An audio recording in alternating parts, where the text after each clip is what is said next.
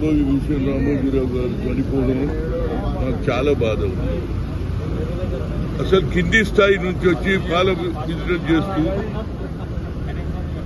పచ్చడ బిజినెస్ చేస్తూ ఈనాడు cinema industry ఇంత పెద్దన పెట్టిండంటే, ఇంకో పక్క మీడియా యావత్ భారతదేశంలో ఈనాడు టీవీ నడుస్తుంది అన్ని భాషలు.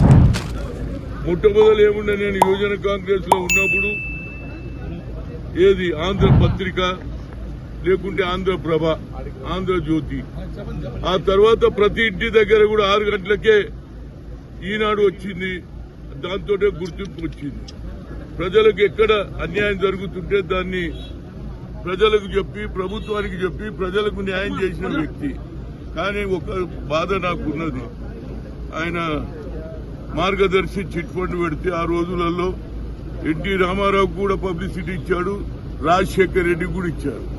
కానీ అది ఏమో సంగతి, ఆయన మీద ఏది ఇన్వెస్టర్స్ ఏదైతే చిట్టి వేసిన వాడు ఎవడు కంప్లైంట్ చేయలే. కంప్లైంట్ చేయకుండా ఆయన మీద కేసు పెట్టించి దాంతో బాగా హత్య అయింది ఆయన. నాకు నేను మాట్లాడేటప్పుడు ఏంటంటే మంత్రావు, నేను ఒక్కనే స్టేట్మెంట్ ఇచ్చిన, ఏది నువ్వు స్నానం చేస్తే నువ్వు నడుస్తే కూడా నీ బొమ్మలు చూపించిండు, టీవీలో పెట్టిండు. కానీ నువ్వు ఆయన ఇంబడి ఎందుకు, ఏం తప్పు చేసిండు అన్న. అప్పటి నుంచే ఆయన ఫిజికలీ హత్య అయింది. నేను చెప్తున్నాను, కాంగ్రెస్ కూడా ఉన్నా గ్యారెంటీగా చెప్తా. తప్పు సలహాలు ఇచ్చారు రాజశేఖర రెడ్డికి, అది ఏం తప్పు చేయలే ఆయన. అలాంటి వ్యక్తికి ఇవాళ ఏది బాధ, ఎవరే గాని ఫిజికల్ హత్య అయిపోతే ఆ హత్య ఈనాడు నష్టం జరిగింది. లేకపోతే ఆయన ఏం తినకపోతుండే. అది దాన్ని ఏమంటారు, పపాయ తినేది. హనుమంతరావు నేను ఓన్లీ పపాయ తింటాను, అన్నం తినకపోయేది. అంత హెల్త్ మెయింటైన్ చేసిన వ్యక్తి. కానీ బాధ, ప్రజల గురించి కొట్లాడే వ్యక్తి గురించి కావాలని కేసులు పెట్టి, ఎవ్వరు కూడా ఏ చిట్టి వేసిన వాడు ఎక్కడ కూడా నాకు డబ్బు ఇవ్వలేదని చెప్పలే. కానీ కేసు పెట్టి ఇచ్చేసారు, హింస పెట్టిండ్రు. ఏదైనా నాకు చాలా బాధ ఉన్నది. ఇవాళ రాష్ట్ర ప్రభుత్వం రేవంత్ రెడ్డి ముఖ్యమంత్రిగా ఆయనను తప్పనిసరిగా పద్మవిభూషణ్ కు ఏది ప్రభుత్వం లాంఛనంగా చేయడం మంచిది. నేను అనుకుంటా రేపు చేస్తారట తప్పనిసరిగా. అలాంటి వ్యక్తి హిస్టరీ క్రియేట్ చేసిండు. యావత్ ప్రపంచంలోనే ఒక స్టూడియోకి పోవాలంటే ఎట్లకెళ్ళలేదు, అన్ని ఇడనే. నేను మొన్న సినిమా చూసిన, అది ఏది ప్రభాస్ బాహుబలి. అమ్మ ఏం సినిమారా బాబు అది. బాహుబలి అన్ని నేచురలే, అన్నింట్లోనే అయినాయి.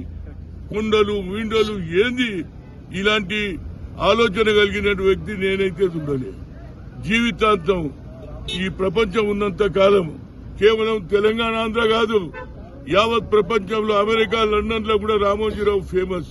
ఇవాళ ఏ విజిటర్ వచ్చినా తప్పనిసరిగా రామోజీ స్టూడియో, మొదలు చార్మినార్, తర్వాత ఇప్పుడు రామోజీ స్టూడియో అయింది. ఇటు తప్పకొచ్చి చూసిపోతారు, పిల్లలు వచ్చి ఎంజాయ్ చేస్తారు. ఆయన గుర్తింపు జీవితకాలం ఉంటది. తప్పనిసరిగా నా ప్రగాఢ సంతాపం. దానితో పాటు వారి కుటుంబ సభ్యులు, తండ్రి అడుగుజాడల్లో బిడ్డ గాని, అల్లుడు గాని, కొడుకు గాని దీన్ని కొనసాగించాలి.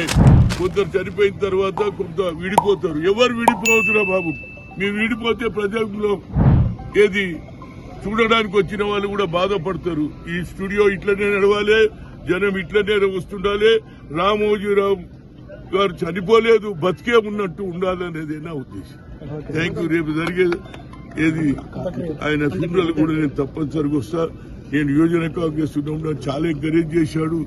ఈనాడులో నన్ను ఏడ చెట్టు పెడితే చూపించిండు, స్లమ్ క్లియరెన్స్ చూపించిండు. నేను ఆయన మరువను. నా ప్రగాఢ సంతాపం. Thank you.